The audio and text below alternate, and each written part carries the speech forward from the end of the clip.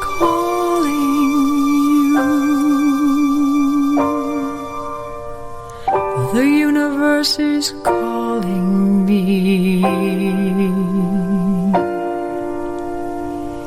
It speaks both day and night. It's full of dark and light.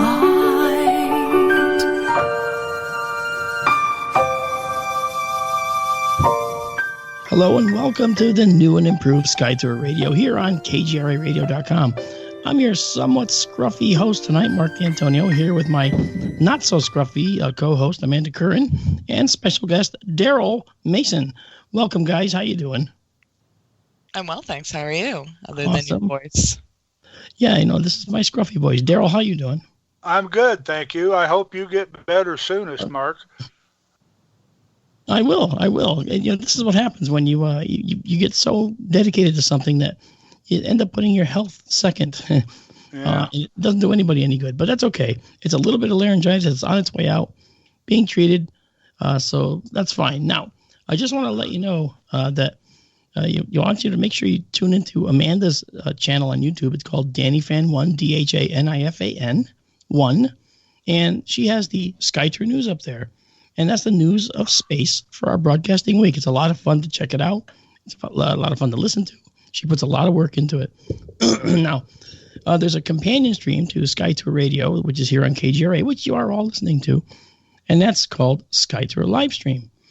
Now, Sky Tour Livestream is going to kind of take front and center in a little while as we start talking about the lunar eclipse, which just occurred. But Sky Tour Livestream is a place where you can go to watch the deep sky space unfold before your eyes in just a few seconds, not the many minutes or hours it takes to acquire these images. We're using some very high-end cameras to actually acquire these, and it looks really cool. You'll enjoy the experience. It's a beautiful interface. You get to watch things fade in and fade out. We even have a planetarium built in so you can actually see where we are in the sky.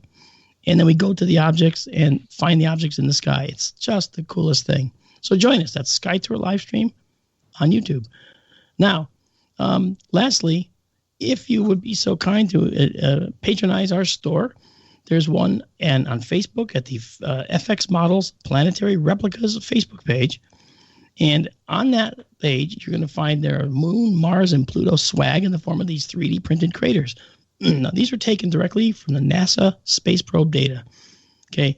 When I put together the New Horizons data, for instance, for Pluto, now New Horizons just flew past Ultima Thule out in the Kuiper Belt, this icy contact binary object, these two objects that cemented to each other as they were orbiting closely. And Pluto is every bit as strange as Ultima Thule. When you get that far out in the solar system, things are really, really strange. Now, that all said, you can check that out. You can go see at the FX Models Planetary site, the Planetary Replicas page, or at the fxmodels.com page, the website. So we have our store there. Lastly, if you have any questions or you just want to deride my voice for tonight, you can send us a message at skytourradio@kgraradio.com. Now, tonight on Sky Tour Radio, we're going to talk an exoplanet roundup, and we're going to revisit one that we've seen before, but we're going to talk about it because it has something to do with what we're doing tonight. Then we're going to talk about the eclipse, and then we're going to dive into the hoaxes that are the lunar hoaxes and even the Earth hoaxes. It's amazing what people actually believe out there, and we're going to go through it tonight and just I guess not make fun of it, but just basically illustrate the lack of good science. So first, in the exoplanet roundup, exoplanets with moons. This is interesting because we've talked about this particular exoplanet before, and we noticed that this exoplanet has a gigantic ring system. It's 200 times the size of Saturn's rings, which means that at the distance that Saturn is now, this planet's ring system would be the size of the full moon in our sky. Massive.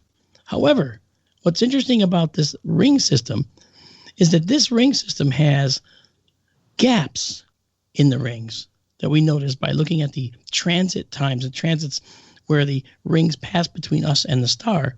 We actually see the sunlight, the starlight from the distance getting brighter and dimmer, brighter and dimmer.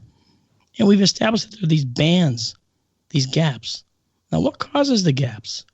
Well, something that absorbs all of the particles in that particular strip of the ring. And that something is a moon. So we have these objects that are becoming moons or moonlets in the rings of this large system. And so when we talk about moons being around exoplanets, this is one of the systems that is going to stand out for us. It's one of the systems that tells us, hey, there might be moons around these exoplanets just like we have moons around the planets here. So we're seeing that the universe is more like our star system than we ever realized. Okay, so we're going to find other asteroid belts. We're going to find other Jupiters and other Saturns and Mercuries and Plutos. There's going to be a lot of Kuiper belt type objects in the distant reaches of some of these other solar systems, or star systems, I should say. But the thing is, they're like ours, but they're different. Just witness what happened when Oumuamua came through. It's 10 times longer than it is wide, 700 feet by like 70. And it came whipping through the star system here, our solar system, and took off at tens of thousands of kilometers per hour on its way out. Now, it was the only asteroid we've ever found that looks like a needle, so long. So how could such a spindly thing form? We don't even know yet. There's theories. I mean, and it's gone so far as to say, and people tend to do this, they leap to the most far-reaching conclusions, but that's fine. You have to ask the questions. They wonder, why was it such a spindle shape? Was it actually under intelligent control? Ooh, now that's an interesting thought. Obviously, we would never know. We could never know that, if it was. So I think it's pretty interesting that we're looking at all these things here. We're looking at the possibilities, and I'm pretty convinced that we're going to find some more objects out in this particular region of the universe, our own, that are going to perplex us even more. So here's the thing. Talk about these gaps. Then we want to think about moons, right? And we're going to be talking about a moon tonight, right? And that's sort of the thing that we want to go for next. We want to talk about what happened the other night. I've been embroiled in a bunch of discussions about the lunar eclipse that just occurred. Skyter Livestream was streaming the eclipse live, and actually caught, thanks to Astronomy Livestream and other folks, we actually, and folks in our own chat, caught a meteor striking the moon. It was in the darker side of the moon at the time, and it was a little flash. Bam! It just flashed and went away. Well, that's the impact energy, the kinetic energy, the energy of movement, energy of motion of that rock hitting the moon so hard that it gets converted to heat, and it vaporizes. And when it does that conversion of energy to heat energy is the flash that we see. And man, we saw it. It was there. Now, during the stream, we didn't see it as it happened. I had several folks within our stream. We actually had 5,000 people watching the stream concurrently at one point, and that fluctuated. And then overnight, we had over 140,000 views on that one stream. It was really nice, and gained a whole lot of subscribers on the YouTube channel. But you know what? This is what science is all about. Now, the folks that are doing the science, there's a program called MIDAS, MIDAS. That's the Moon Impact Detection and Analysis System. And it's always looking at the moon whenever it can and looking for these impacts that are occurring on the moon, just like we saw during the eclipse. But it doesn't always have to be an eclipse. It can be on the unlit side of the moon. So if you're like in the crescent moon where it's getting larger, okay, well, there's a dark side to that crescent moon. Well, that's where Midas is looking. It's looking for any impacts that it can see, and is doing it in the visual light, the light we see with our eyes. It's also doing it by trying to look at the infrared energy. That is the energy of motion that's turned into heat. It can look for those heat signatures. And sometimes those heat signatures might not reach the visual part of the spectrum where our eyes can see. But it can see the area of the spectrum where this red heat might exist. So that's a pretty cool and interesting process. So Daryl's here with us tonight because I would love to have him share some of his thoughts about the eclipses. He has a really nice way of telling people about eclipses. And I'd like to just ask Daryl to help out tonight and go for it. But first, I just have to ask Amanda, do you have any questions that you'd like to ask first? Well, I'm disappointed because I wasn't able to stream with you that night during the catch, but I just wanted to say it's proof that the more eyes, the better. Because with all the people watching, several went back and actually caught that and let you know. And yeah, it's remarkable. It's unbelievable that you were actually able to witness that, and just on coincidence, just right angle, right time, and yeah, it's an amazing catch, and I'm glad people were there to witness it and can go back and see it now. Yeah, they can. They can see it on our side, our stream. They can see it on Astronomy live streams. He actually brought a story national with us, which is wonderful, for Astronomy Magazine. And now, is there anyone that has any questions? Or do we have any questions from anybody in our chat right now in kgraradio.com? We did, from Kathy. I'm not sure if you're going to be familiar with it or not. If she wanted to know if you knew to discuss the moon rock from Apollo 14. It was recently found to have a piece of Earth rock fused to it. Oh, you're talking about Big Bertha. Oh, is it Big Bertha? Okay. I think so. Daryl, you're here with me. It's Big Bertha that she's talking about, isn't it? Does that sound familiar? If you say so. I read the story. I'm not too up on it. I heard they found a piece of Earth rock on the moon, which, God, that would be worth so much money. It's unbelievable. I think any moon rock's worth a lot of money, Daryl, right? Oh, yeah. Yeah. Well, I got to say, Big Bertha, it represented an interesting find because Big Bertha was a piece of rock. I can't remember how many kilograms it weighed, but it was a fairly hefty piece of rock. And it was found that it was actually consisted of like terrestrial rock material. That shows us that there has been a sharing, let's put it this way, a sharing of material between the Earth and the moon in an ongoing manner, because this ended up on the surface of the moon. That means that it was probably ejecta, that is, stuff that landed on the moon later after the moon was formed. What the moon is made out of internally is stuff that's also composed of, Earth-like materials, because the Earth and moon have a very similar composition. And I think that's sort of important to understand. And that's kind of what we have a problem with the lunar formation theories, where people say, well, the moon formed off the Earth after an impact with a Mars-sized object that struck the early Earth. Okay, if that's true, which I believe still is a possibility, then how come we don't have the Earth and moon being composed of a different object together?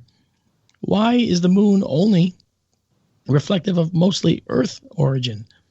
Where's the impactor? The thing that hit couldn't have been exactly like the Earth, So what do we do with that? How do we correlate that? Well, there really is, there's still ongoing debate. We don't really even understand what happened, Oh, I can tell you why the moon is tidally locked. I can tell you why the backside of the moon is thicker than the front. There's the oceans and the seas, the lava seas in the front of the moon, which are the dark gray areas. And I can tell you why the backside doesn't have those at all, or very few. But the fact is, we don't understand how it actually came to be in terms of that, in terms of that structure. Why is it that the moon is composed mostly of Earth origin rocks? And that's, again, Big Bertha may help answer some of those questions.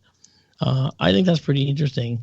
Now, as far as the eclipse itself, I do want to give Daryl a chance to talk about it, because I think that it's fascinating, and it'll give my voice a little bit of a rest, and I'll grab some water and just enjoy.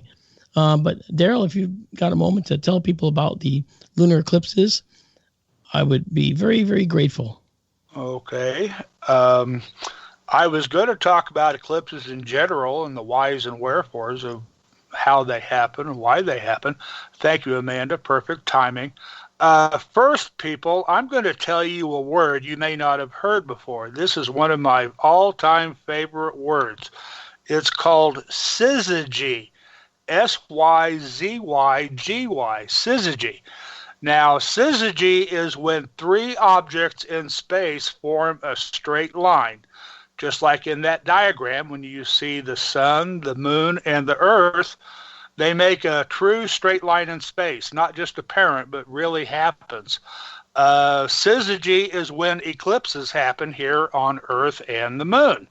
When the moon is between the sun and the earth, at new moon, in other words, we get a solar eclipse. Amanda, could you show the lunar diagram, please? When the moon is at full, that is, the Earth is between the sun and the moon, we get lunar eclipses, like what happened last Sunday night. The moon passes through the Earth's shadow at that time, which darkens the moon, and it often turns red, like we saw. Both of these are examples of syzygy.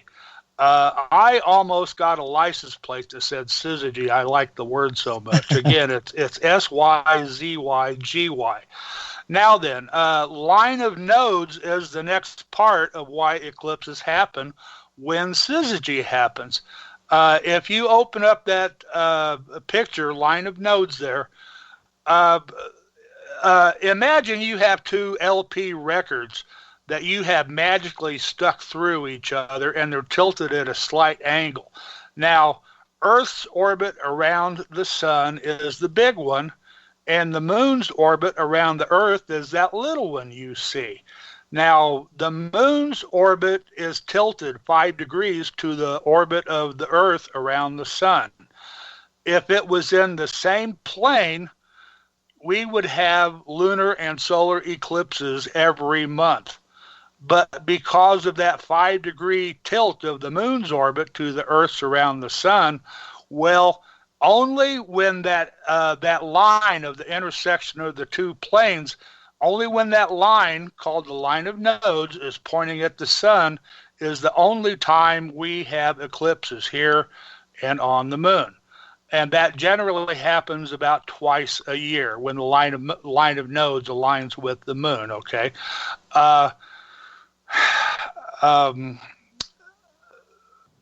When they line up, okay, when the moon is new, that is between the Earth and the sun, well, we get solar eclipses. When the moon is behind the Earth and that line is still pointing at the sun, that's when we get lunar eclipses. I hope that all makes sense to you. If you have any questions, please ask in chat, and hopefully we can get to it. Sure. Now then, the other pictures you see there right now, I'm going to talk about eclipses I have seen in the past.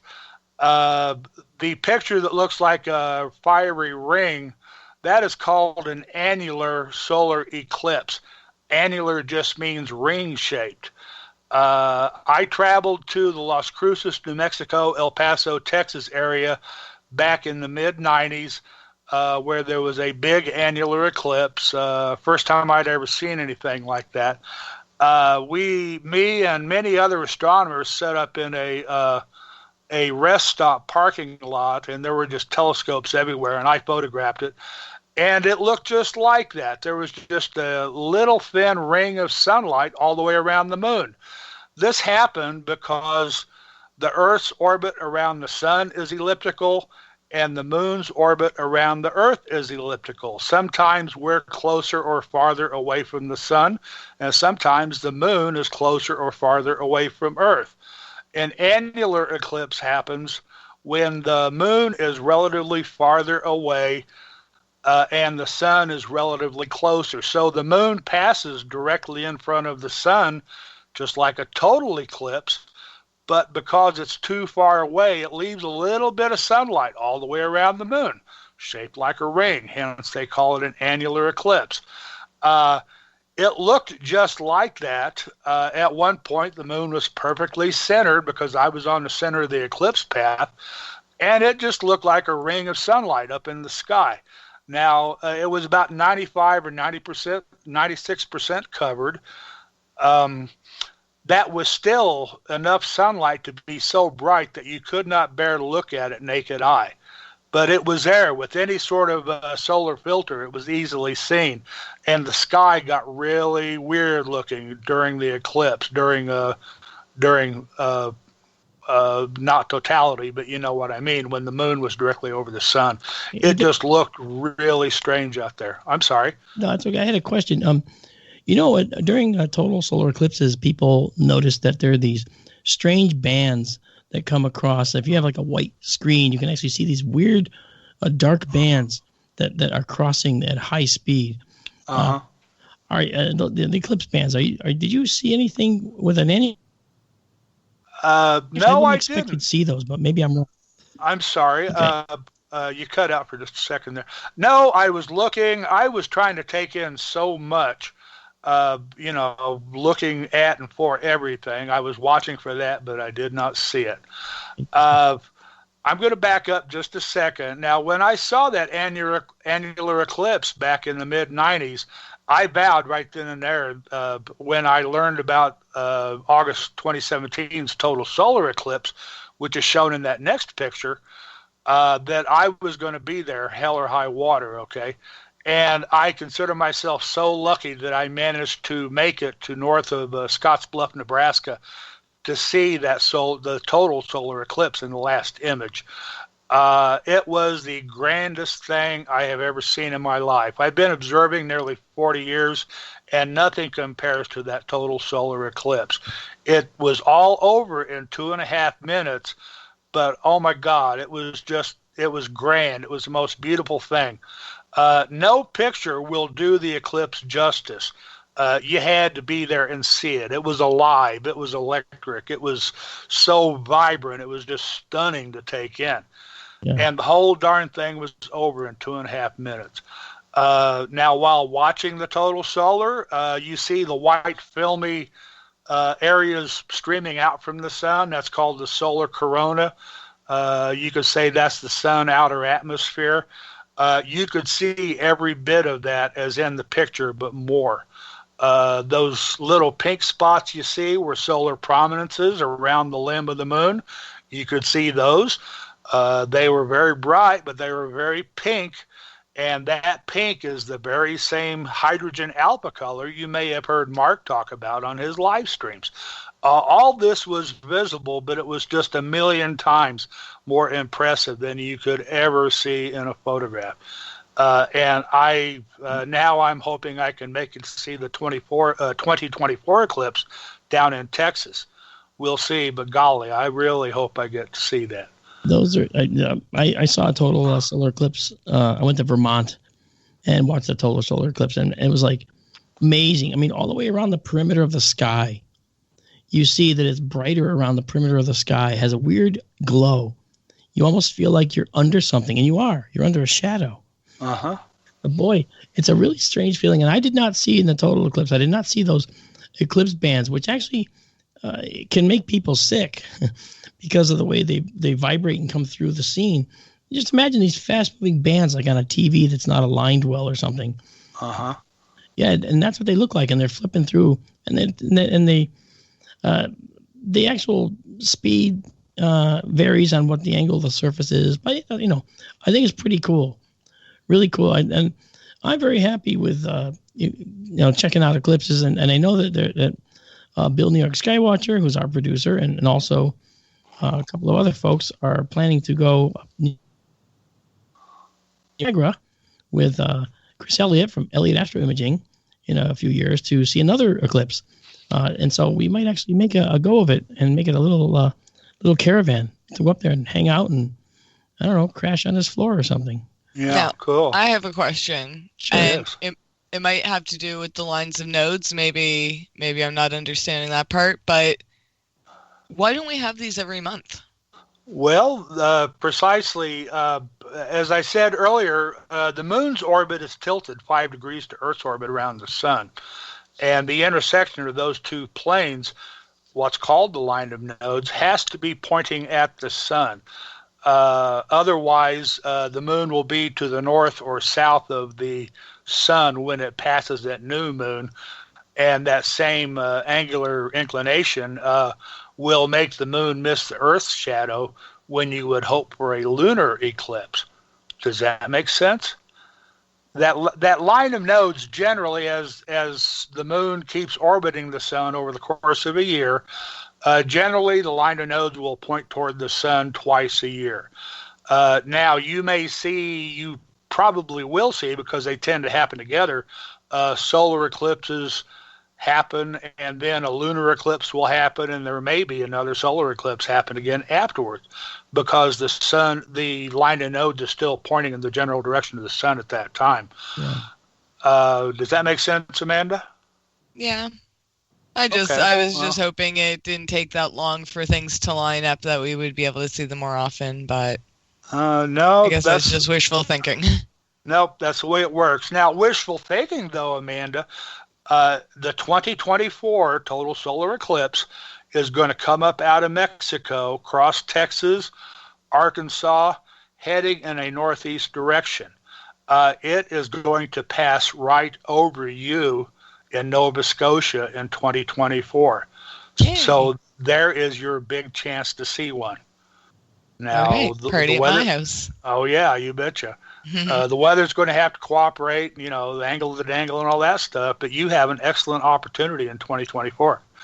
And that's only 5 years or so from now. That's right. Remind me a little closer to the date, and I'll see what I can do. I'm sure I'll be bothered. Advertisers, we're going to have to go, but we'll be right back right after this on Sky Tour Radio.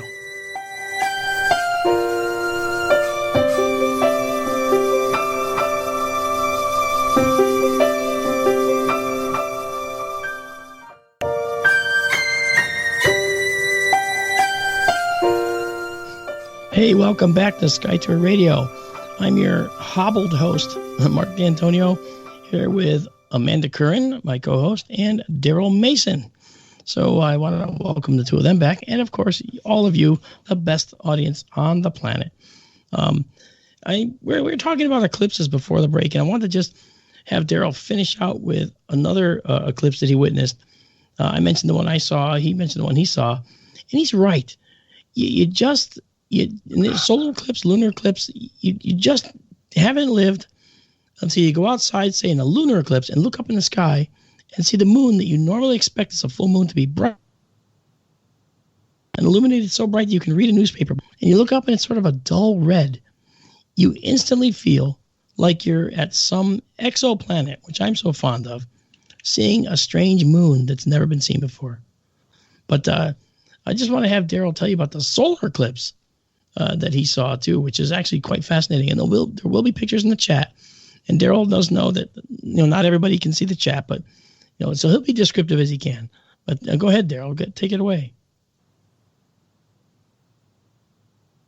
Or not? Unmute. Maybe he is. I'm sorry. I'm trying to be a good boy here. I was on mute. No problem. If you wanted to continue with the total solar eclipse, August 21st, 2017, as I said, I had been planning to go see that ever since the mid-'90s. Amanda had to help talk me into actually going the morning of the eclipse. It was a long drive, and there were going to be super tons of people there.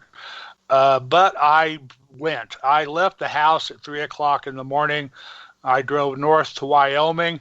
I hit the Wyoming line in Cheyenne, and traffic had come to a dead stop, and it was frozen for hours. Luckily, I was right at the intersection with I-80, which goes east and west across Wyoming and Nebraska. Well, I jumped on I-80 because this had been a contingency plan of mine, and I drove to Scottsbluff, Nebraska, and then I went north some miles. I was a mile or two from the center line. And there was a crowd of people on a curve in the highway on top of a hill, really beautiful landscape. And I set up, and that's where I saw the eclipse. And oh my God, I'm glad Amanda talked me into it, because again, it was just the most stunning thing I've ever seen. Oh, she see pictures. Yeah, and no picture can do it justice.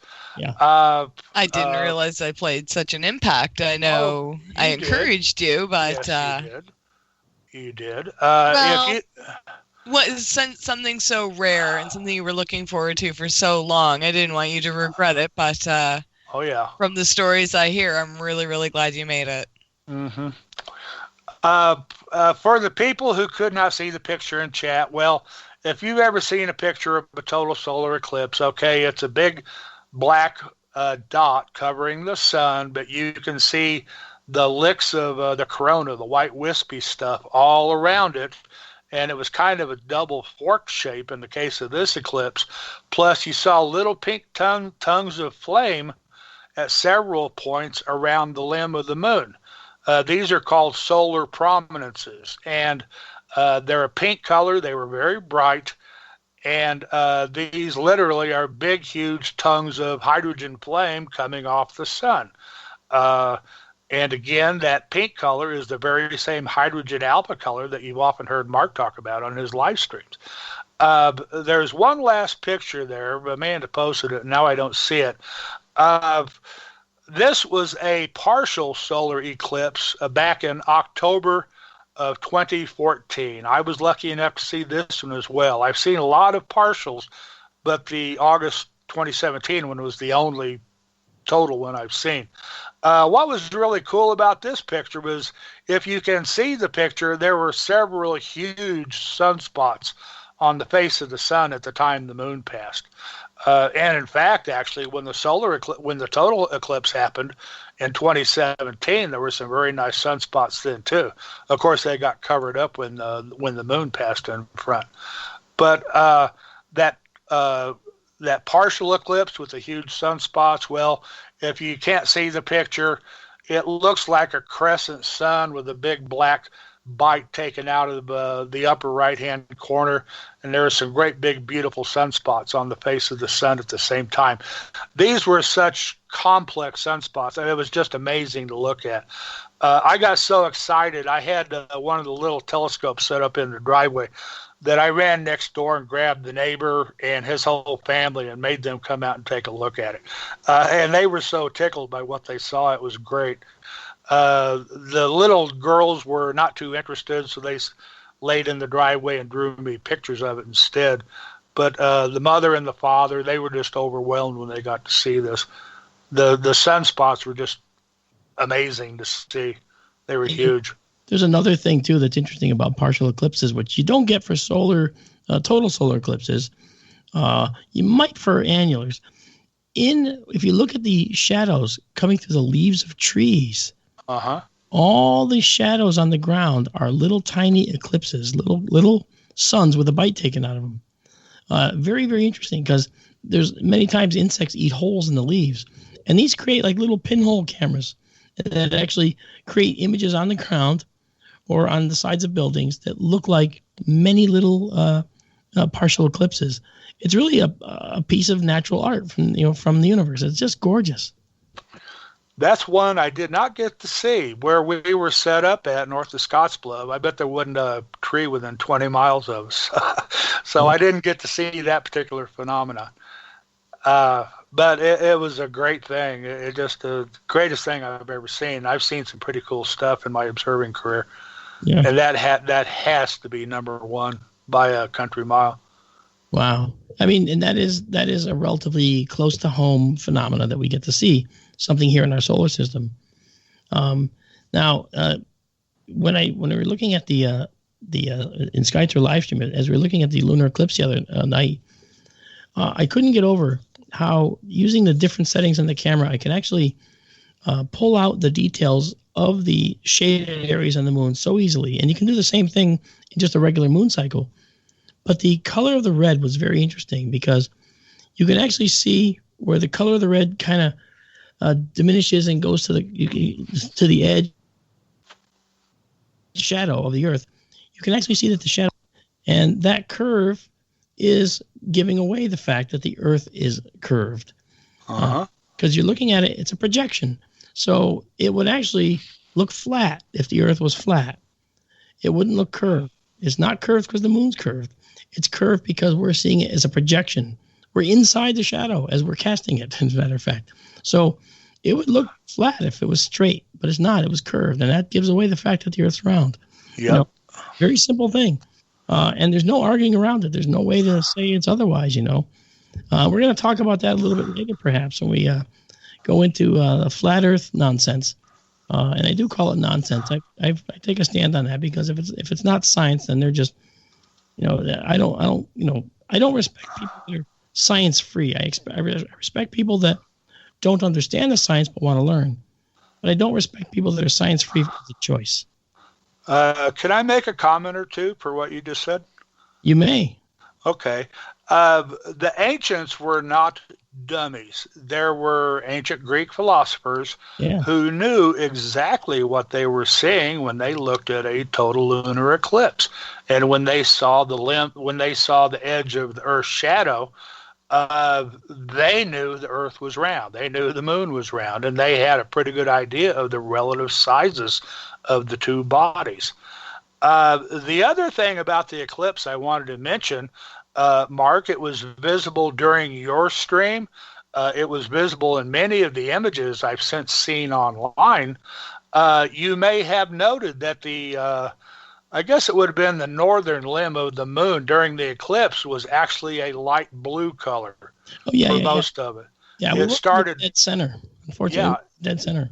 Yeah, it started on the northeast limb of the moon, I think, and as the eclipse progressed and the moon passed through the Earth's shadow, it actually moved to the northwest limb, if I remember right.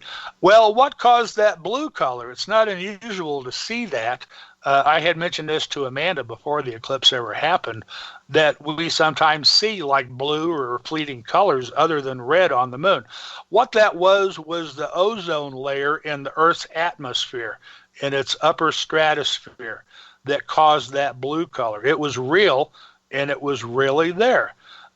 When the moon passed through the Earth's shadow, it was not through the center. It was offset toward the north of Earth's shadow cone. And that let the upper stratosphere, the ozone in the upper stratosphere, turn that edge of the moon blue instead of the usual sunset red, which is what all the rest of the moon was colored, was by all of Earth's sunsets and sunrises at the same time. Yeah. And I thought that ozone blue just gave it a beautiful tint. Really? And when I was looking at it that night through the binoculars, it was just absolutely three-dimensional. Yes, it looked real. Yeah, it looked like a planet from Star Trek or something. Yes, exactly like I said, around some exoplanet where you've never seen it before, didn't it? Uh-huh. Yeah. Yeah, so I think that's beautiful. And of course, that red color we see in the moon, you have to understand that the molecules in our atmosphere, they like to do certain things with the light that comes from the sun. One of those things they like to do is absorb it and then re-emit it in many different directions. And one particular color that loves to be scattered, as we say in this way, is the color blue, right? So as the light is passing through the atmosphere, a lot of the blue light is being captured and then scattered again by these air molecules. And that's why our sky looks blue during the day. If you think about it, otherwise it would just be clear and then you just see stars during the day, far enough away from the sun. But we don't. We see this atmospheric effect. That's actually, there's a scientific term for that. It's called Rayleigh scattering. You don't have to worry about that, right? However, Rayleigh scattering is why we have that blue sky. Now, this means that what's left over in the light that's making it to your eye is going to be redder than it would normally be.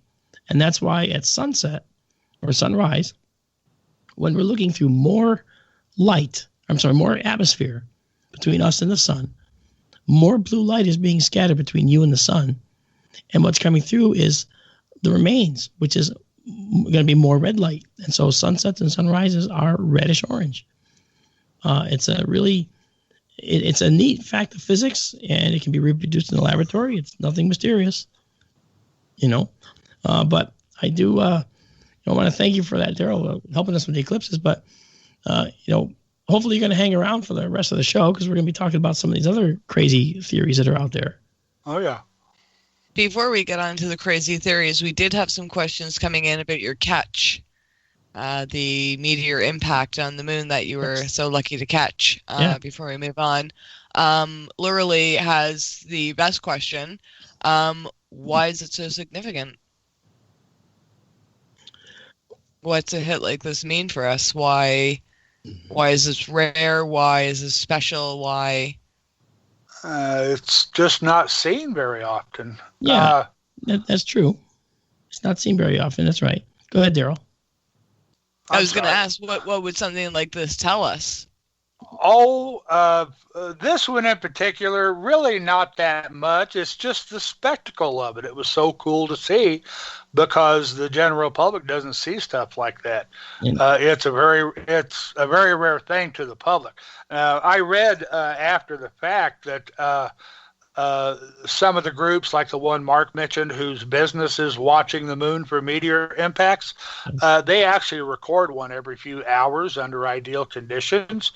What was special about this one was because it happened during a lunar eclipse, so the body of the moon was dark, which made it easy to see the impact and the resulting explosion.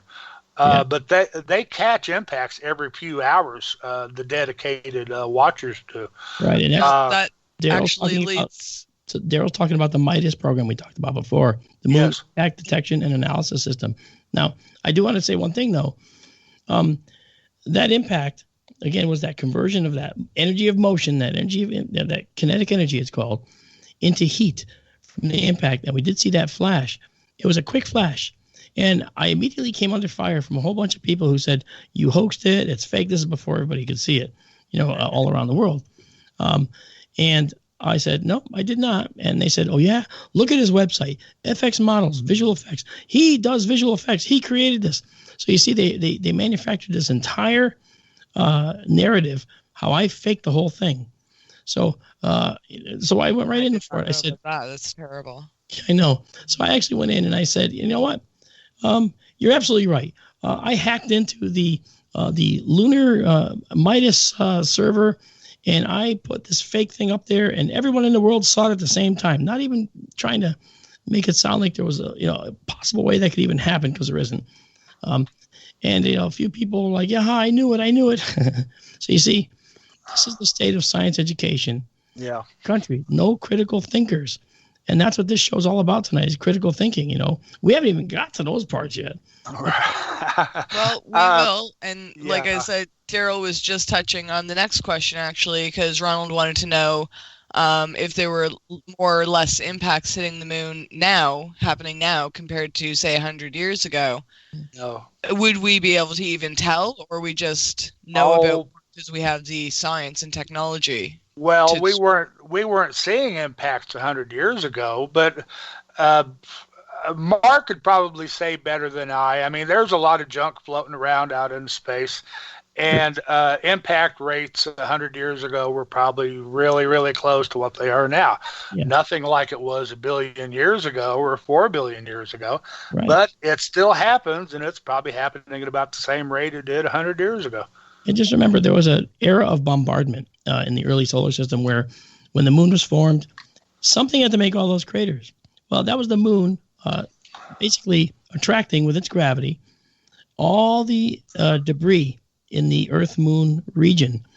All right, and the moon was just one doing that. The Earth was doing the bulk of it, and most of those impacts hit the Earth.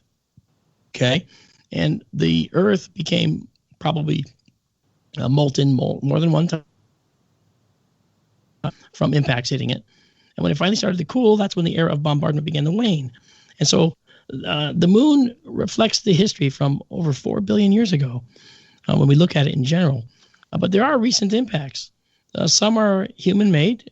There's the stages of the Apollo rockets.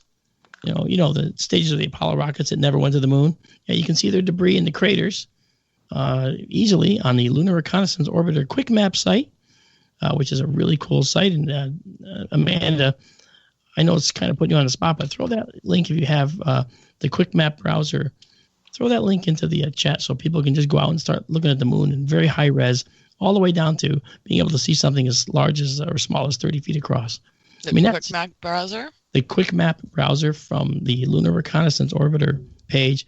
If you look up LRO, quick map browser in Google, the first link will probably say something about the University of Arizona. That's the one. So that's the one you want. Can I say something while she's looking? Sure. Go ahead. Mark, what you just said about all the people, the naysayers and the negative nerds, I hate to use the word hate, but gosh, I dislike people like that. Yeah, they're cynical and they're doubtful, but within 24 hours, that story broke around the world, and a ton of people produced images and videos of the impact occurring. So, God, I hope they ate crow. I hope they had to eat their hats. Yeah, but you know what, though, Daryl? Not one person ever got back to me and said, hey, Mark, I'm sorry, you were right. Yeah. 'Cause that's what they do. They always do those hit and runs. And you know what? I don't care. Probably flat earthers, too. Yeah. So, as you folks can see, the KGRA audience, obviously, Daryl, myself, and Amanda, we don't really have a whole lot of patience for the flat earth theory because it's almost, by calling it a theory, we're giving it more credence than it deserves. We knew the earth wasn't flat a couple thousand years ago. So I think it's... You know what? It's kind of a guilty pleasure for me. I don't believe it, but, it's kind of entertaining to listen to. Oh, yeah. Well, some people, the passion behind it, and it's so... I don't see, back in the day, thousands of years ago, I don't know if I guess I would have accepted if everyone thought it was flat. I guess I would have accepted it. But once you sail so far and don't fall off the edge, doesn't that kind of put it to the rest? Well, yeah, but they said, well, you didn't go far enough, or you turned around and came back. And the people that believe that stuff, I have, and I don't know if we should get into the whole flat earth thing now or just start talking about the lunar eclipse hoaxes or lunar hoaxes. So I think I actually want to do lunar hoaxes first because that lunar and space travel hoaxes. But we'll get to the rest of that because, like I said, we now have a 2-hour show. We don't have to rush. We can actually get through this stuff. I love it. I hope you all are enjoying this too, by the way. And now I want to answer one question, though. I think that our wonderful, esteemed producer asked, does the moon act as a protective shield in the prevention of earthbound impacts? Actually, you might think that, but I kind of think that it acts sort of as a magnet, too, and pulls in objects to our general vicinity, some of which will impact the moon and some of which will impact the Earth. If we didn't have people say, well, if we didn't have a moon, then we wouldn't have tides, and we wouldn't have had tidal pools. We wouldn't have had life able to form when the tide would recede and come in. Some of that's true, but we would have tides. We certainly would have had tides. Now, how would we have tides if we didn't have a moon? Because the moon's sun. That's right. The moon's not the only thing giving us tides. The sun creates a tide about half the height of the moon. So we would have had tides. All right, and we would have possibly had those tidal pools. They might have been shallow. They might have been a little bit shorter in terms of their duration. But the fact of the matter is, we would have had them. And we might not have had as many impacts on our planet as we did. See, because I think the moon kind of acted as a magnet for that. So, you can see how it goes both ways, I absolutely love the whole historical concept of the formation of the Earth. And some of you have seen me do my history of the Earth on a roll of toilet paper routine. I unroll this toilet paper. It's 117 feet long and has all the milestones from the formation of the Earth all the way to where we are in that room that day. And there's so much that happened that's critical, but there have been so many huge extinction events on our planet. Now, was the moon helping us stave off impact events, or did it encourage them by being another gravity well, a gravity source near us? And that's the question. I'm not sure we'll ever really be able to answer that question directly. I know that there's several ways that groups think a little differently each time about this, but my feeling is that the moon probably acted as more of a magnet, bringing impactors to our planet as well as the moon. The moon's been hit by some pretty large things. Okay, the biggest one happened on the backside of the moon. We don't see it. And it's in a place called the Aitken Basin, Aitken Basin. And that's actually the lowest spot on the moon because this impact was a very, very, very massive impact from a very large object. So, what brought that in? Well, the moon's gravity. And probably once it got there, who knows what would have happened if it missed the moon and started going into this elliptical, ever decaying orbit until it hit us. See, that's what, makes me worry about things. But our technology is such now, and we've talked about it. We have the Sentry list that's called asteroid avoidance list, asteroids to avoid, asteroids to watch out for. Most of the entries on that Sentry danger list are being removed one by one over time because as we get better data, we know that we can take those asteroids off the list, and then we're left with no, hopefully left with no major impactors for the next, say, 400 years and can work out a way to save ourselves. But you see, none of this stuff would happen if we couldn't go to space. But there's people out there that think we never. There's people out there that think there's a crystal dome over a flat Earth that prevents rockets from launching. And why do they say that? Because every rocket launch they see on TV, the rocket goes up, and it seems to curve over and then go down. And it's like, I have trouble understanding how people can think that way. Because I love that video. It's just like it's labeled a rocket hitting the dome. Oh yeah, like it's over the Earth and then it falls back down. Oh, I laugh. Are these people sincere? Do they really believe that, or are they just playing their game? Well, if it's their motive, a little both, Daryl. I know. I'm sorry. That's okay. When we come back in a little bit, we're going to talk about it. I'll just say a couple more things, and then we'll go to the break. But I did want to say, when a rocket takes off vertically, we see them all go up vertically. But guess what? If we just go up vertically and then run out of fuel, you're just going to fall right back down. Yep. You have to go horizontal at some point to start adding a horizontal component to your motion. Why? You have to reach orbital velocity. At different altitudes above the Earth, the speed at which you have to travel so you don't fall back down into the Earth's atmosphere from the Earth's gravity pulling your rocket down, it changes. It gets slower and slower the higher you get. At the height of the space station, we're talking about a speed of 17,500 miles an hour. And that's starting from a speed of 1,000 or so miles an hour on the ground. Now, why would I say 1,000 miles an hour on the ground? Now, that's a rhetorical question. I don't expect an answer from any of my hosts, okay? But I will explain that to you as well when we get back. But once we get up into the air, we immediately start to lean the rocket over, and we let gravity pull the rocket over a little bit, and it heads out toward the east, okay? And it goes that way because that is the way, in fact, that the Earth is rotating. And it starts with an initial velocity, which I will tell you about, and then goes all the way toward the east. And then it has to add 16,500 miles an hour to its horizontal velocity so that it can go fast enough not to fall back down. And we'll talk about that more when we get back. This is Mark D'Antonio with Daryl Mason and Amanda Curran on this special Lunar Eclipse edition of Sky Tour Radio. We'll be right back.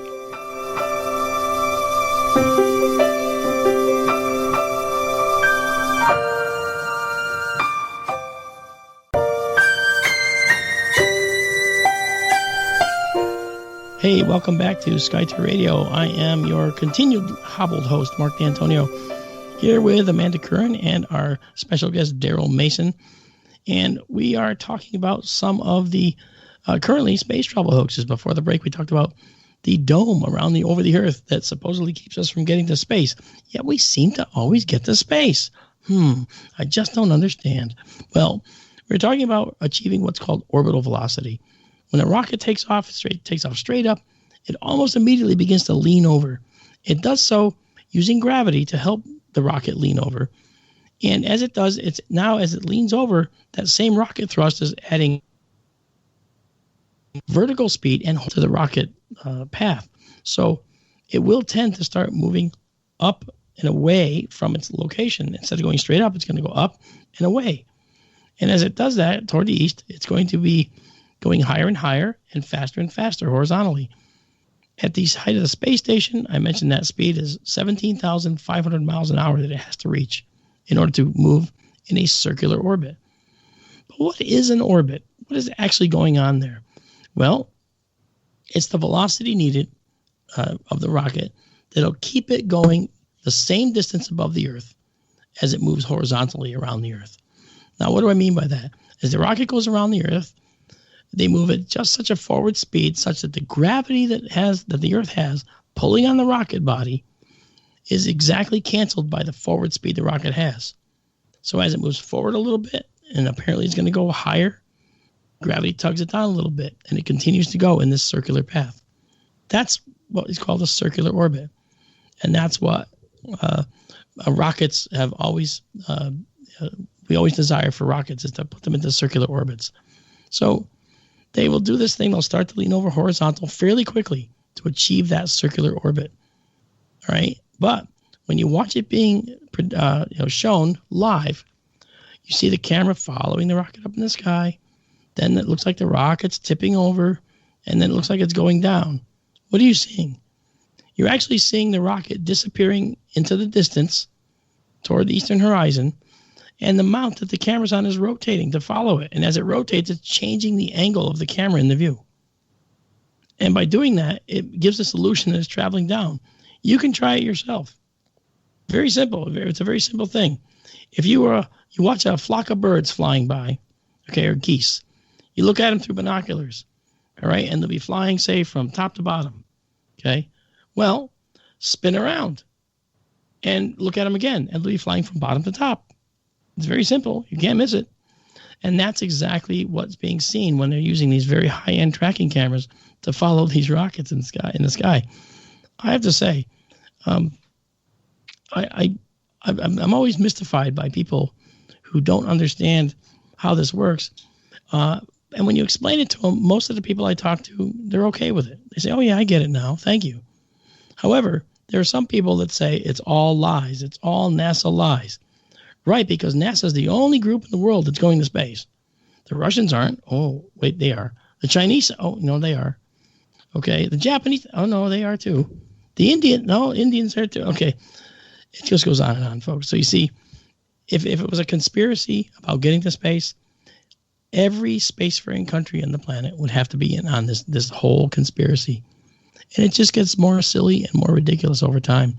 And then, frankly, having a funny voice tonight is probably a good voice to have when talking about this silliness, don't you think? You know, I don't know if Mather or Daryl, you got any comments on that, but now's the time because I'm going to move on. No, just one of the points they always make is, why could we go back into space? We had the technology in the 60s and we don't now. That's not really true. But they throw it up anyway as a point. Yeah, I think what you're talking about is we don't have the technology to get to the moon anymore.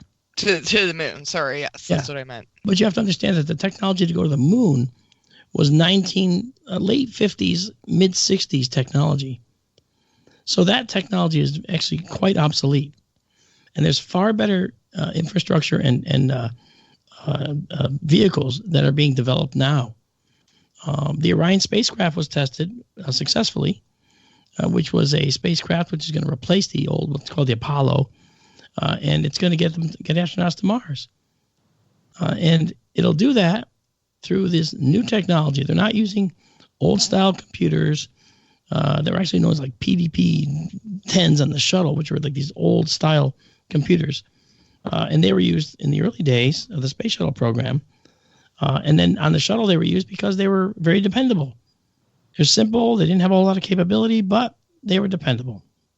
Well, we're not going to see that anymore, going to Mars or going to the moon. So the fact of the matter is, when people say we can't reach space. You say, well, I ask, well, why is it so impossible for them to believe we can? They claim there's no valid photos of the Earth from space. And that's one of the things they like to hang their hat on. But, I did a post on Facebook some time ago, and this post showed photos of the curve of the Earth from the time the V2 rockets were being launched. Okay, the V2 went up 80 miles and showed the curvature of the Earth. Yeah, but are they actual pictures with a camera, or are they CGI well, that's the filled thing. in? There was no CGI back then. These pictures were published in papers back then. So there was no CGI. Okay, the Tyros weather satellite showed full Earth images at a time when any such trickery or fakery was 50 plus years away. But you see, because it flies in the face of their flat Earth theory, for instance, then they just find a reason why it's fake. Oh, well, those are little strips, and when they added them together, they made it look like a curved Earth. Why? Why is it if someone goes to a desert and sees sand is brown, why would they report the sand is really green? We'll just say the sand is brown. The scientist reports what the sand is. It reports what it finds. So if we found the Earth was flat centuries ago, okay, we would have just thought to this day and known that the Earth was flat. There wouldn't be any conspiracy. Why? Why should there be? There were no camps that were fighting over that. They were fighting over, whether the sun was the center of our solar system or the Earth, But the fact of the matter is, they weren't really caring so much about whether the Earth was flat or a sphere. That's the one point I don't get. Why it would matter? Oh, I know. Why, if it was a lie, why everyone went along with the lie? That we do really live in a flat Earth, but they all want us to think it's sphere. Why? That doesn't even make any sense, It doesn't make any sense. It only makes sense to the people that are selling flat Earth plates. Okay? They want to make money making their flat Earth plates, And yes, I'm flat Earth plate. I'm basically, I'll never own one. I mean, that's just ridiculous. So yeah, all right. So you make me your worst enemy, flat earthers. I don't care, because the fact of the matter is you're wrong. You're dead wrong about your so-called. There is no science to it. You're science free, as I call it. So I'm a little, I guess disparaging to them, but they're never polite to me. So what do I care? Right? Oops, I muted myself again. Can I jump in here? Two things. One, Amanda, kind of pointing toward your question. 1,000 years ago, most people never traveled more than 20 miles from where they were born. And, being familiar with that small patch of ground, I think made it a lot easier to believe the Earth was flat. Second point, Mark, I love watching SpaceX launches live. And I think if there's anything that proves the Earth is round, is if you watch those from beginning to end. I agree. Just the view, you can see the Earth is round. You see the first stage go up, you see the first stage come down and make those beautiful landings. And then you continue seeing the upper stage traveling up into orbit. It's pretty self-evident to me. Yeah. But some people, for whatever reason, just refuse to believe, or they're being cynical about it. Yeah. Yeah, I don't understand why people look at that and say, "Oh, that's Elon Musk is one of the conspiracy guys." That's why they do it. It's fun, and wouldn't it be cool to be in on something else no one else knew about?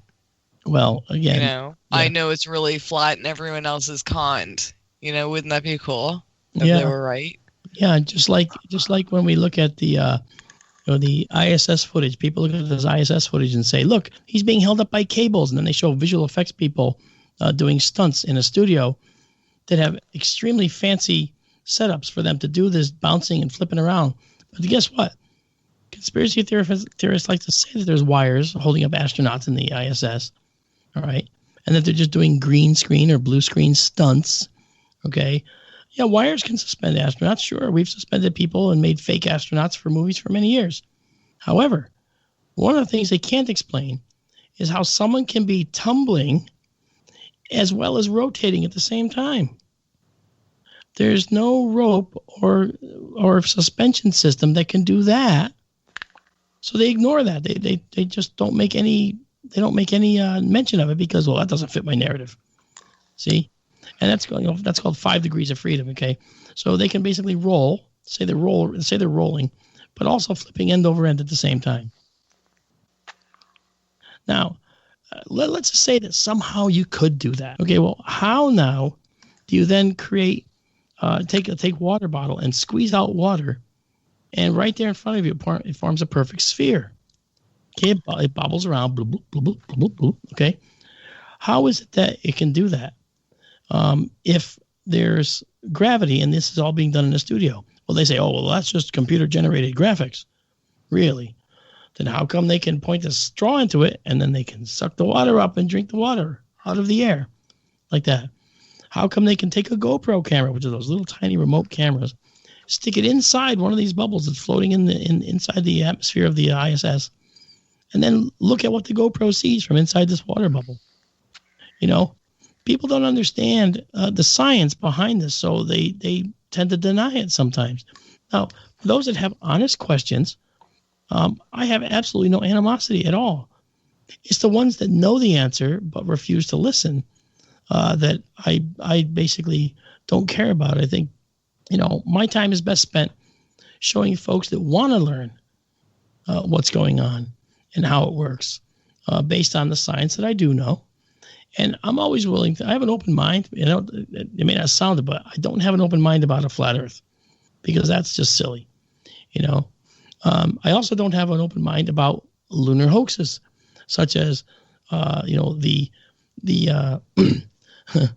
the moon and the way it looks to us is all due to the fact that it's a generated artifact. It's not even a real thing. Okay, what about tides? Don't talk about tides. Don't talk about tides. You know, tides will screw me up. I can't talk about tides. Okay, why not? Well, because then my theory doesn't work. Okay, well, you see where I'm going. So, yeah, obviously, we have the meddling atmosphere. That's a problem now. The atmosphere is interesting in our planet. People see the atmosphere, they think it's all the same, all the way to space. Okay, it's not. It's a 3D solid of gas that's stratified by temperature and density. Okay, 3D solid of gas, stratified by temperature and density. Now, that solid is lower density than the ground, so obviously we can see through it. It's called a medium, right? And lots of mixing occurs where these lower temperature or higher temperature locations and lower, higher density areas meet. A lot of mixing occurs. And so a layer that's below another layer can stick tongues of air up into the upper layer and vice versa. So it's not a completely flat thing. So, for instance, when an aircraft moves through the air, and you know, when you watch an aircraft take off, it moves through the air as the jet engines pass by your location.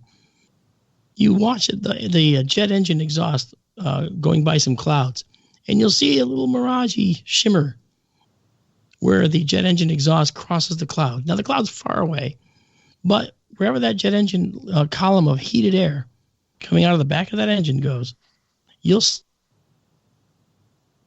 this little shimmering effect. It's because the air immediately behind the engine and for some miles behind the engine after is going to stay warm. Now, what happens is people that live somewhere near airports will often have a plane pass through their sky, and then that air, which is always moving, in a column, so these slabs of air are drifting across their view. And so this slab of air that has this relatively and coherent column of warmer air goes across the moon. And thus, a new conspiracy is born. It's called the lunar wave. And that's not saying hello.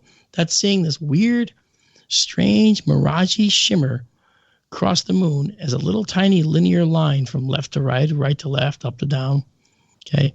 And that is what we're seeing is actually from the hot air of the jet exhaust passing over the moon, usually after the plane is long gone. And people take a photo of this thing and say, you know, video, say, look, the moon is fake. The moon is a hologram. You know, it's just a warm air column that is still in the air. And as it cools, it'll go away. And the air does stay warm for some time, as I said, long after the plane goes. You know, and since these air masses move, you know, it could move across the moon, and it does.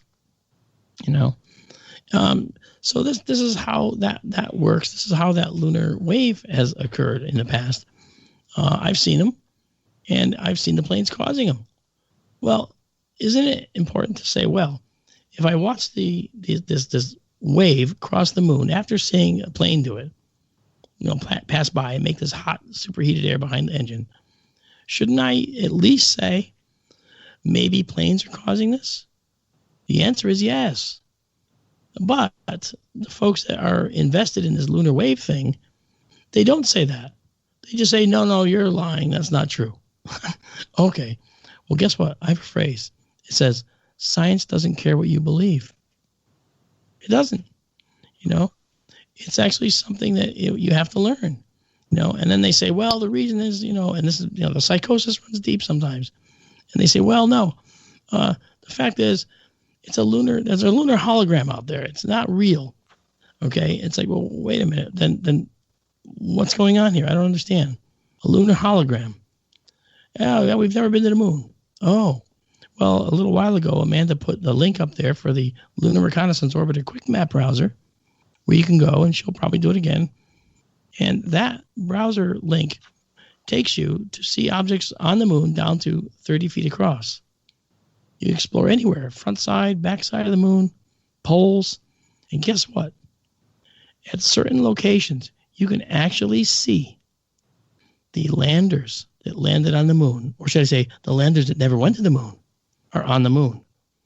You can see the rover tracks that never happened. They're on the moon. Wait a minute. What does this all mean?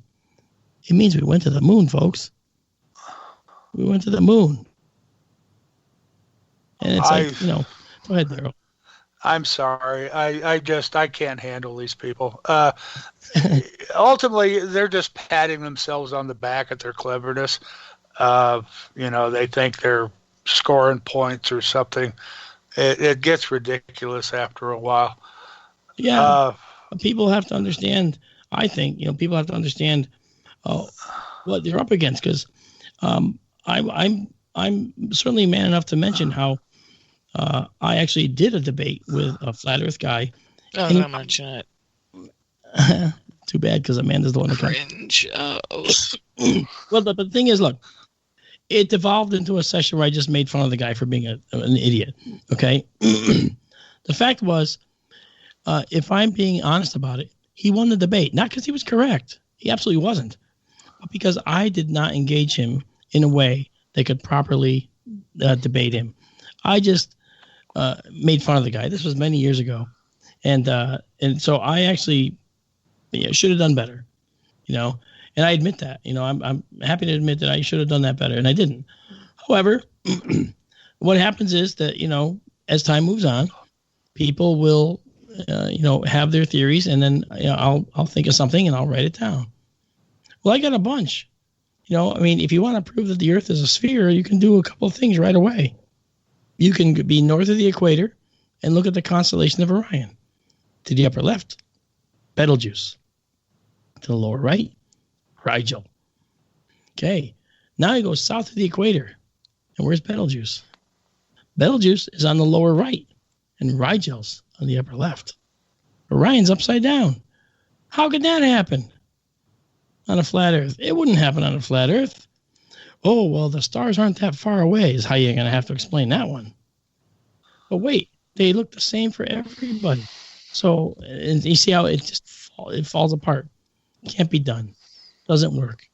And during this lunar eclipse, we saw that semicircular shadow of the Earth on the moon. Obviously, that shows you that the curve is round. It's a spherical planet. And the other thing is, if you look at the angle of the shadow at the same time for different observers on the Earth, it's in different places at the same time. How can that happen? And the one I really like the best, I really do like this the best. At a regular full moon, when the full moon is in the southern sky, high in the sky, maybe 65, 70 degrees here in the northern hemisphere, what's illuminating it? It can't be illuminated by the sun on the flat Earth, because the sun's nowhere near it. So how is it illuminated? Oh, well, it's self-illuminated. Oh, but when we look at it, what do we see? We see craters with shadows. long shadows of mountains. How can that happen? Self-illuminated things don't cast shadows on themselves. And then they get all tied up in their words. They say, hey, look over here. And they try to distract you. So, that's stuff, so like I said, and we talked about the photos of the Earth from space, in 1961 on May 5th, Alan Shepard took a photo of the Earth with a film camera. And it's like, well, what about that? A Japanese satellite took full globe images. Oh, well, it's not just NASA, is it? The Russians did the same thing with the Lunar missions. They took a picture of the whole Earth. It went in the papers back in the day, back in the 60s. It went into the papers. It was published. So, and this was long before CG was available. I just think that's crazy. And here's another one I really like. When you're talking about flat earthers, they say things like this. No lie, Daryl and Amanda. They say things like, well, the sun approaches us and it's like a spotlight you see. Oh, a spotlight. Okay, giant flags on the spotlight to keep the light going in one direction. Okay, let's give them that. As it approaches, it begins to illuminate and then it crosses and then goes away. So it approaches and it recedes. So in other words, it approaches us and then it goes away. But wait, why doesn't it change its size? Something in the distance that's approaching us is going to go from smaller to bigger. It doesn't change its size. Then when it goes away, it's supposed to go from bigger to smaller. Doesn't change its size. So how do they explain that? It can't be possible. If it's coming from some distance away, we call it the angular diameter. The angular diameter of this thing would be getting smaller and larger depending on its approach or receding from us. It doesn't do this, and it certainly wouldn't appear to rise above a horizon or go below the horizon, And then at sunrise or sunset, the opposite horizon from the sunrise or sunset has a interesting bluish gray with red expanding shadow that you see rising off the horizon. And it's like, ooh, what's that? That's the belt of Venus. That is the shadow of the Earth. The shadow of the Earth being projected into the sky as the sun goes around a spherical horizon. It goes over a spherical horizon. So, so the shadow of the Earth is something that they can't really explain.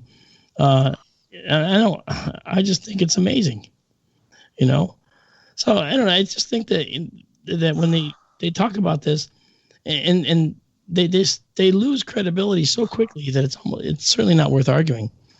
But I do like putting it out on the air because I want people to understand the crazy stuff here. Okay. Were you fighting with a flat earther recently? You seem all worked up about the subject tonight. Well, no, this episode was going to be flat Earth as well as lunar hoaxes. Yeah. And we're going to cover the some of the hoaxes a little bit too, but we have been. But one of the things, but yes, I have been. There's some guy that was just being a real, I don't know what you want to call it. Science-free person? A very science-free, troll, that kind of thing. I don't get worked up by people. I just use it as an opportunity.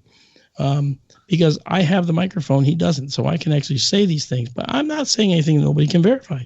Everybody can verify it. All verifiable. Now, hey, listen to this. Do you know what they think the GPS satellites are doing? GPS satellites are tremendous. I mean, I have a fleet of drones, and they lock on to 7 to 10 GPS satellites at any one time. And that helps them fix their position on the planet. Okay? Well, ask a flat earther what GPS satellites are, and they literally will look at you and seriously say to you, "Oh, well, they're just the satellites are on balloons." Wait, what? What? Come again? Oh yeah, the satellites are on balloons. Oh, balloons. Interesting. So the balloons that's absolutely hilarious and impractical. And from anyone who knows anything about balloons, they can lift some things, sure. Okay, even let's say you had a satellite or a satellite capable lifting balloon, and that balloon would have to be so big that it couldn't go unnoticed. All right, and helium or hydrogen will leak out of a balloon over time, no matter what the balloon.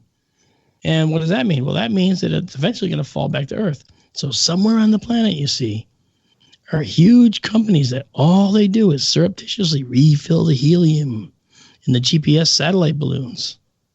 But they have to catch them before they hit the ground, because if they go into the ocean, well, they'll get ruined. So how does that even work? See what I mean?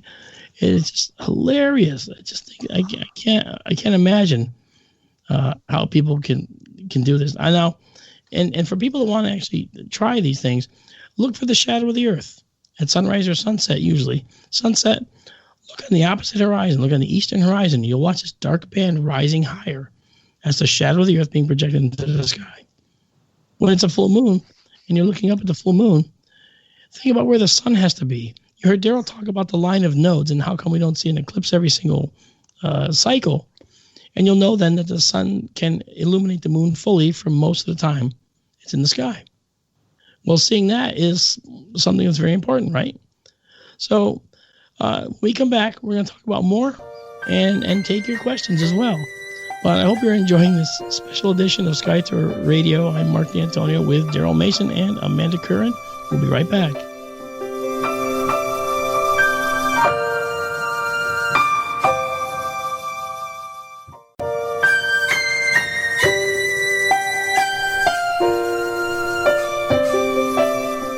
Hey, welcome back to Sky Tour Radio. I'm your host, Mark D'Antonio, with Amanda Curran and our friend Daryl Mason, good friend of the show, good friend of mine. And mine. Hi. Amanda's. Yep. And Amanda's. Yeah, that's right. And the three of us are taking on some of the hoaxers tonight. We're actually, it's sort of tongue-in-cheek. Look, let me just say something right up front. If you honestly don't understand the science, that's okay. We're not after you. We're after the people that are trying to help or trying to confuse you, okay, and try to make you unaware or try to make you think that you don't know what you think you may already know, right? That's all. We're not trying to, we're not actually trying to make you into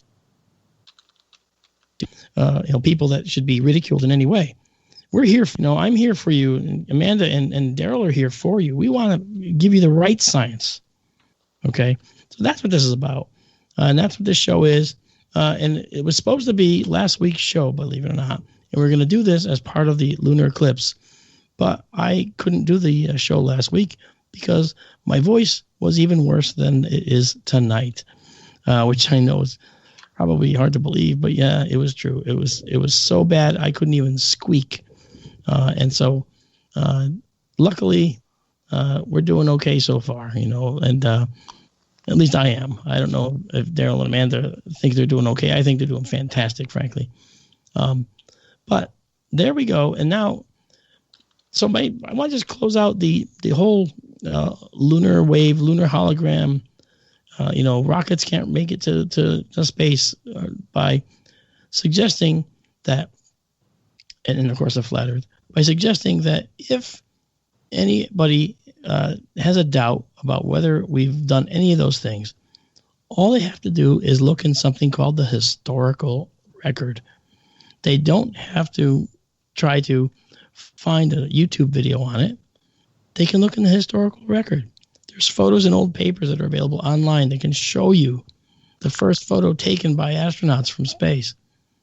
The first V2 photo of Earth from 80 miles. And so forth. You can see the curvature of the Earth. You can see all these things. But see, those conspiracies are just among the many conspiracies that are out there.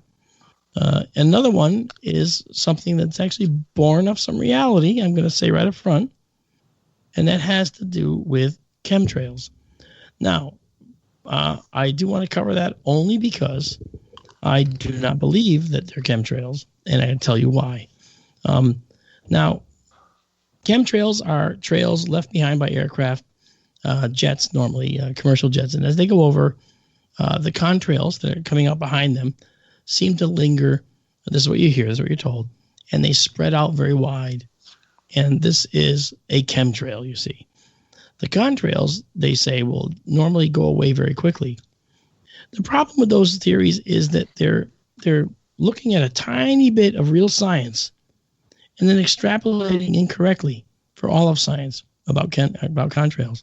So a contrail's persistence, all right, when you see a contrail in the sky behind a jet, its persistence is directly related to the temperature of the air, the moisture density of the air at that point, and the altitude. So, frankly, if somebody is watching a contrail seem to make a dash across the sky, that is, a contrail comes out, then nothing, then a contrail, then nothing. I've seen that exact thing. And I read a thing where these chemtrail guys said pilot was testing the sprayer on the and so it would come out and then stop, then come out and then stop. Actually, no, he wasn't. You know what was going on? He had no control over it. He was flying into an area where we talked about the mixing of the stratified 3D layers of the sky, of the air. And he reached an area of different density that was bubbled up into his flight layer. It was probably a bumpy ride at that point. And as he did that, he'd get a contrail while the plane was in that section of that density of the air. And then when it changed, it stopped producing a contrail. And then it went on and on, back and forth a few times. Okay, that's what happens. That's the reality of the science. There's a great website called contrailscience.com. I adhere to it 100%. I think they do a great job explaining it so that I don't have to, like scrubbing bubbles. But the fact is, I think that when we talk about chemtrails, we do have to talk about a real ugly incident in American history that did happen, which spawned, I believe, a lot of the chemtrail / myth. Okay. Now, supposedly these chemtrails are designed to dust populations with whatever for who knows why. Okay. And they're sprayed by pilots who are in on it, so to speak. Now, the proponents point out that these contrails from jets, are these short-term ones we talked about, and the chemtrails persist all day and widen into these broad bands. Well, contrails do both of those things. Again, that's like taking a small piece of the science and extrapolating it for everything else. And that doesn't work. Okay. So we have to consider that, a chemtrail process would be something that would be very, very devastating to everybody. And a contrail process would be something that we wouldn't really care about so much, right? Excuse me. So, sorry, I got a cough here for a minute. Daryl, take it away. Oh, boy. Are you still there, Mark? I am. He is. I just had a cough. I got a chemtrail caught in my mouth. Yeah, I heard that. Say they got to him. The NSA is listening. I know. Jeez. Well, golly, I've seen what Mark talked about with chemtrails coming and going. You see it a lot up here in Colorado, I guess due to the altitude, or air mixing coming off the mountains or something. Sometimes you'll see contrails behind planes, and sometimes you don't. Sometimes you'll see very short ones, and they vanish almost instantly, I assume because of the dry air here. Yeah, I think it's more craziness. I don't know what to say. Yeah. And here's the thing, had any of these people ever read any weather or meteorology work, they would know that a contrail's existence is directly related to that. These different changes in the atmosphere, but they don't have that background, so they can't put that together in a critical thought. You know what I mean? Mm-hmm. I know exactly what you mean. So, yeah. So typically contrails form above 30,000 feet. Okay. And if people understood that, they would know that at those conditions, at those altitudes, the conditions are markedly different from those on the ground. And that's why low-lying cumulus clouds, are made up of water droplets, and high-flying cirrus clouds, the feathery ones, are made up of ice crystals. The trouble is, it's really hard to get exact data aloft. It's always changing, and proponents of these things say that, why these contrails appear to be dashes across the sky. As I said, the pilot playing with the mechanism. And then we talked about, no, it's just flying into a different layer that's, inserting and protruding up into the layer they're flying through. And as I said, the bottom line is that means that there was probably a rough ride for those people at that point, a little bit of turbulence going on. Uh-huh. part of the hoax, part of that hoax, I think, of what chemtrails are, had its origin in a real event. It was called Operation Large Area Coverage. Okay?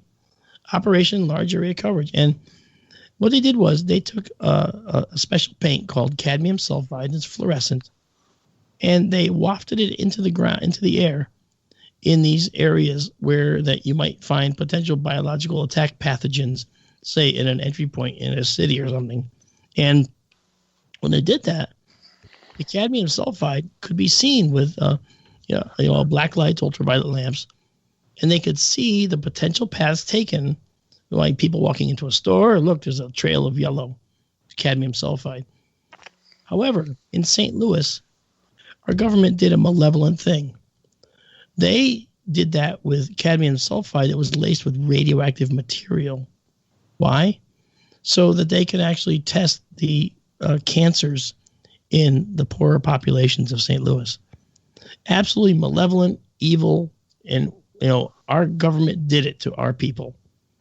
And that's something that I could never forgive. It's like dropping a nuke in World War II. I just can't forgive that the using of those weapons, because they want data, ridiculous. Now, but here's how the myth started with chemtrails. I believe the way that they got these local areas doused with this material is they got these large trucks, and they sent it out the back via these big fans. Okay. And they were driving around the neighborhoods, just distributing it like at 3 a.m, blowing it out. You couldn't see cadmium sulfide dust all over the ground because it was too thin. Okay. However, you actually you actually could see, for instance, that when they were tracked into a store and they used the ultraviolet lamp, you could actually see the trail left behind. Now they also income housing buildings, and they put these giant industrial, and they blew it out that way.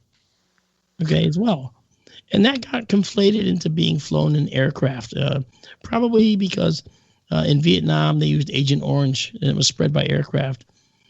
We seeded the clouds in the U.S. with aircraft to get water to condense to form rain clouds in drought-affected areas. So because of all those things and the conflation of all this, a myth was formed, and now chemtrails are part of an ugly part of our culture. And they don't necessarily actually really exist. See what I mean? So, Amanda, I don't know if you got any questions out there. I'm not looking in the chat at the moment, but you let me know. Yeah, not at the moment. All right. Dale, just I know. I've seen, like, not to that degree, but I remember in the summer seeing heat waves and not really thinking it was the atmosphere I was seeing, like a mirage? Like when you were talking about the planes going by the moon. Yeah. Like the different temperatures in the atmosphere affecting the air, the molecules, I guess. Yeah, well, it's causing the air to get, denser and less dense with the heat. Heat expands, and that causes refractive effects. Refraction occurs. So when you actually look at like a road going into the distance, you see the shimmering off the road. Mm-hmm. Well, that's a lunar wave, but it's just not in front of the moon, and it's off a strip of road. Well, that heat is rising up pretty high. All right. And then it gets mixed with the air as it gets higher in the sky. Don't know how many feet, depends on the temperature, depends on the road, depends on the wind. Right. And if it's a very still area, like in the middle of an air column, all right, then that could stay cohesive for quite a long time. And that's what people see, that's what people see. And I don't find that to be very, very useful at all. I just, like I said, we have had some ugly events in our history, excuse me. But the most important thing is one thing we've never really done is ever established with any kind of certainty that the Earth was a flat planet. We've always been able to establish it's a sphere. And Daryl, you've probably seen this. There's a guy on YouTube that says, "Look, I'm dousing this ball with water and then spinning the ball. Look, the water flies off. And he uses that to show that oceans would just fly off the planet. That's hilarious. Of course they would. I didn't see that one, but I'm going to check it out after the show. Obviously, the planet would hold the water to the ball, but not to a rubber ball. But go ahead, Daryl.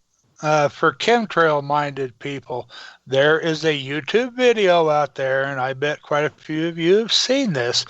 A woman was spraying water from a garden hose in her backyard.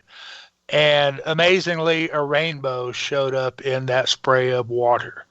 Now, this woman immediately figured out that it's a government conspiracy. What the heck are they putting in our water? Look at that. It's making a rainbow at the end of my garden hose. It must be a government conspiracy. Again, this is bad education, science education, but I mean, that is just the most harebrained thing I've ever seen. Yeah, I don't disagree, you know. And during the break, Daryl and I were mentioning this with Amanda as well. The biggest problem here is not the science educators. The science educators are doing their best. They are smart people. I was a science educator as well, not a teacher per se, but like an instructor. I'd go to different locations and do some very targeted science education, and it was always hands-on stuff. I always made sure people had something in their hands to explore the science we were talking about. And when we were talking about light and how rainbows form, for instance, I would pass out diffraction gratings that are cheap enough to buy from Edmund Scientific, which is a wonderful science place. And I'd say, hold it up to the light. What do you see? Oh, wow, colors. And then I'd have a chance to explain. And I'm talking about whether you're talking to adults or children. I found that just as many adults were amazed by these diffraction gratings. In fact, some of the adults were not as well behaved as the children. I'd have to say, put the grating down now. I'll show you a few things. Okay? I kind of want one now. I have some. Absolutely. I think it's really cool. You can buy those. The same people who make the little flimsy paper and Mylar Eclipse glasses also make diffraction grating glasses now. Yeah, they do. Yeah, you can buy it for a couple of bucks. Yeah. I have a box of them here that I just, a box of grading material. I just cut it what I want. Why? Well, because I was doing an experiment because in SkyTour Livestream, we actually take the starlight coming in and we break up the starlight and look at what the spectrum, the red, orange, yellow, green, blue, indigo, and violet colors from the visual spectrum look like. And we see within that spectrum that there's these dark lines in there. Well, those dark lines are called absorption lines. And absorption. Are they bomber lines? What's that? Are they bomber lines? No. Yeah, no, right. The bomber lines are actually, one of the hydrogen series for hydrogen gas. Oh, okay. And most stars, of course, because they're made of hydrogen, in some cases you'll see bomber lines. Depends on temperature, quantities, the point in the star's life, its evolution. Do the different lines for different elements have different names?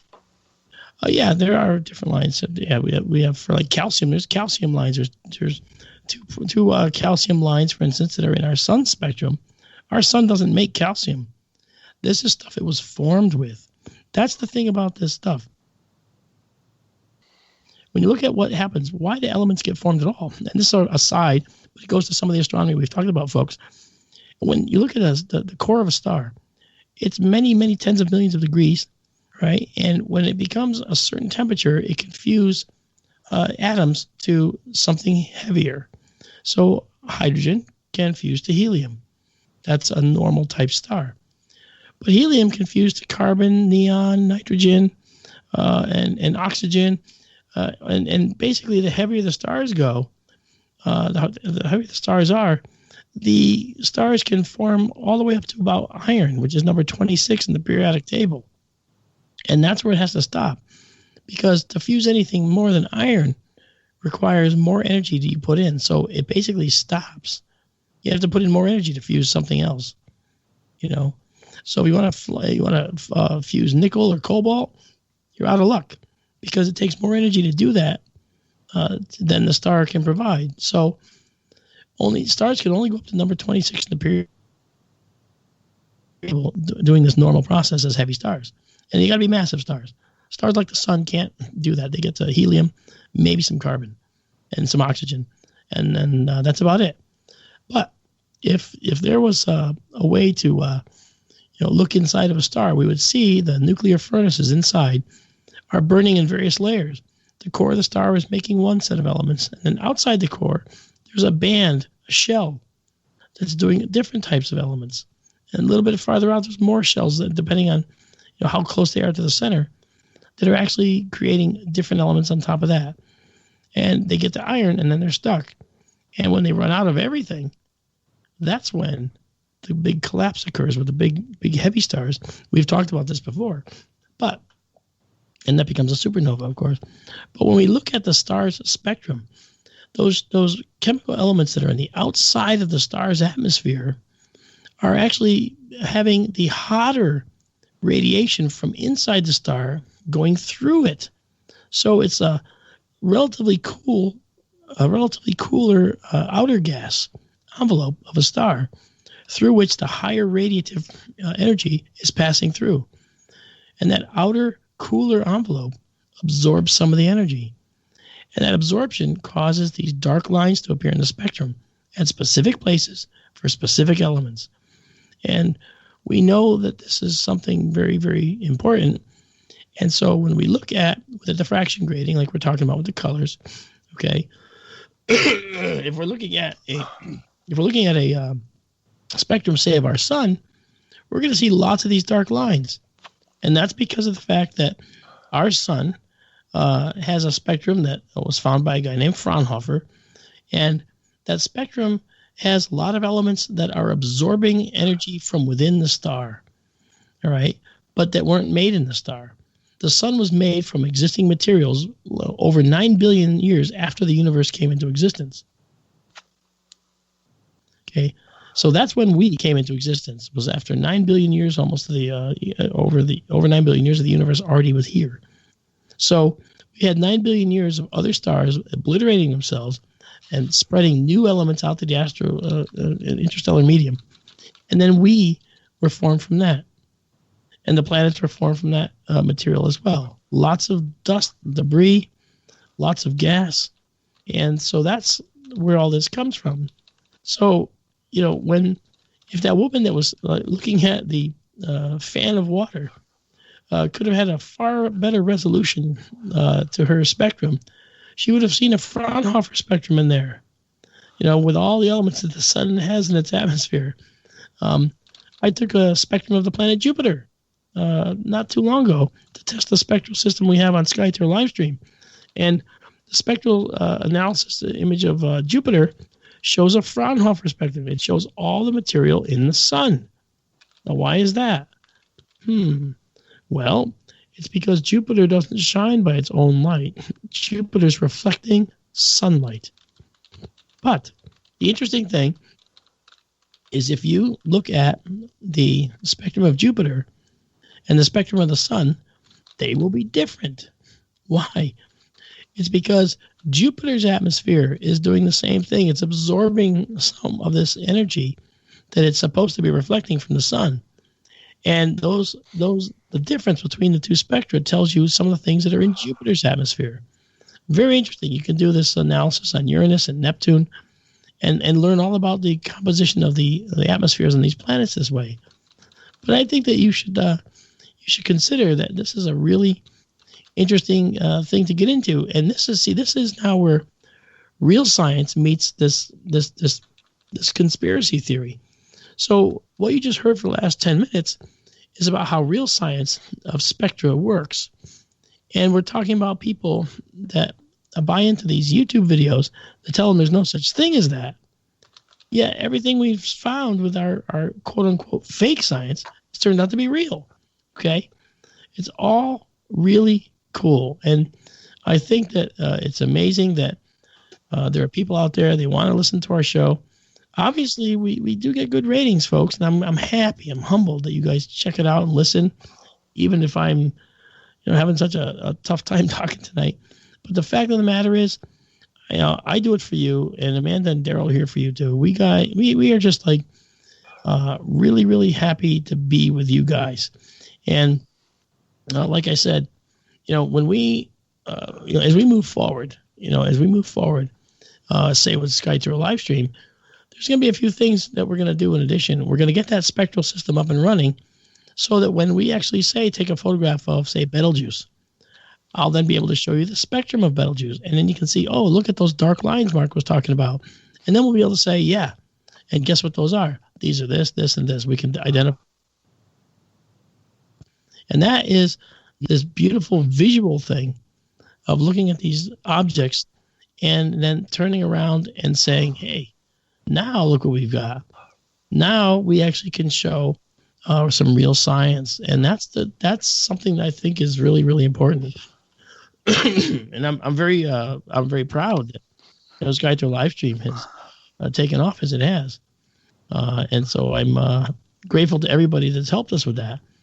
I do want to say, to Daryl and to Amanda, thank you guys for helping me out tonight in terms of my voice. I know that it's been tough for me to talk, and I imagine that some of you folks are probably thinking, oh man, his voice is horrible, I can't listen to it. But on the other hand, hey, think of it as I'm just talking softly, You should have heard me on the Sky Tour live stream the other night. It was really a little bit even more difficult to hear. But I did. You heard that too, yeah? Yeah. No, I was going to say a massive, massive thank you to Daryl. Thank you. I mean, you were great. You have such a wonderful way of explaining things. You get the conversation going. Everyone in chat really enjoyed hearing you on again. I hope you do make it a regular thing, coming back on from time to time, and when you're not busy and you feel like sharing your information, because you're great in chat and you're just a natural on air. So thank you so much for joining us tonight. Thank you, Amanda. Thank you for having me, Mark. Oh, absolutely. I wouldn't think otherwise. You're one of the few people that doesn't need an invitation, Daryl. Okay. You can say, can I come on tonight? Absolutely, Daryl. If Amanda says you can come on, you can come on. I may take you up on that sometime. Wonderful. Thanks for having me. And I enjoyed myself. Not a worry. Now, for you folks, if you're interested, if you want to check out Sky Tour live stream with Mark D'Antonio, well, Amanda's my co-host on that as well. And actually, we've had you on, Daryl. You've been on as a guest with us on Sky Tour live stream, haven't you? I have. Yeah. And that's not a question, right? You're saying I have as in factual, right? Yes. Okay, good. Because it made me wonder whether did we? Yeah, I know I did. The first time I was on, I had maybe just a little stage fright, but I'm used to it now, and I feel I have fun. I feel good, and I'm just happy to be here whenever you want me. Wonderful, man. Hey, to all you guys out there, just remember, I hope you guys keep looking up. The sky is the limit. And from my co-host Amanda and myself and Daryl, we want to thank you for listening to Sky Tour Radio here on KGRAradio.com. We'll see you next week. Bye-bye.